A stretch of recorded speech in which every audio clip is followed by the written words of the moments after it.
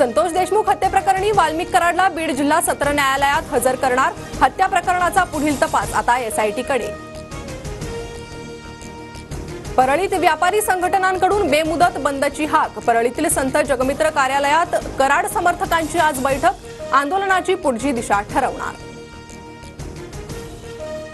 अजित पवारांच्या भेटीनंतर मंत्री धनंजय मुंडे परळीत। कराडच्या समर्थकांनी आक्रमक भूमिका घेतल्यानंतर मुंडे समजूत काढणार का याकडे लक्ष। धनंजय मुंडे आज मोदींच्या उपस्थितीतील बैठकीला उपस्थित नसणार। आज व्यापाऱ्यांचा बंद असल्याने धनंजय मुंडे दादांना कळवून परळीला गेले।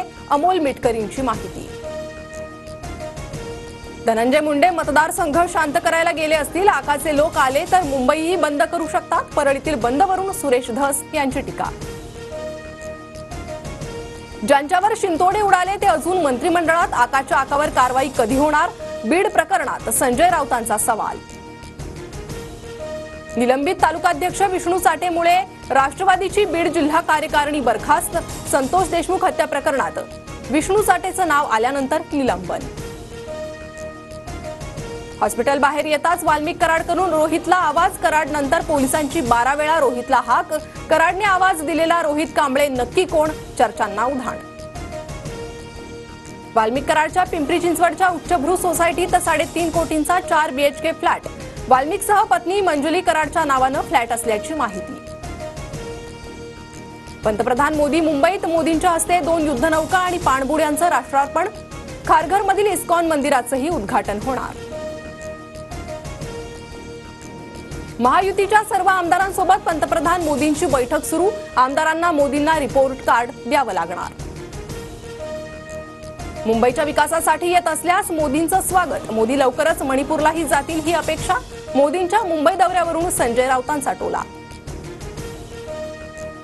राष्ट्रवादीच्या बैठकीत अजित पवारांकडून फडणवीसांबाबत नाराजी। मंत्री बाबासाहेब पाटील आणि मुश्रीफांच्या खात्यातील 2 निर्णयांना मुख्यमंत्र्यांकडून परस्पर स्थगिती।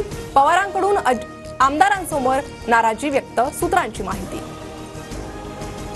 एखाद्यानं भावना व्यक्त केल्यास त्याला नाराजी म्हणता येणार नाही। अजितदादा आणि मुख्यमंत्र्यांमध्ये चांगले संबंध। सुधीर मुनगंटीवार यांची प्रतिक्रिया। शरद पवार आणि अजित पवार उद्या एकाच मंचावर येण्याची शक्यता। बारामतीमधील उद्याच्या कृषी प्रदर्शनाकडे राज्याचं लक्ष। टोरेस कंपनीचं पुढचं टार्गेट श्रीलंका होतं। आरोपी ओलेना आणि तौसिफची श्रीलंकेत जाऊन चाचपणी। श्रीलंकेच्या 3700 गुंतवणूकदारांकडून अर्ज दाखल। पश्चिम महाराष्ट्र उत्तर महाराष्ट्रासह आज मराठवाड्यात हलक्या पावसाची शक्यता। पुणे वेधशाळेचा अंदाज। ढगाळ हवामानामुळे किमान तापमानात वाढ होण्याची शक्यता।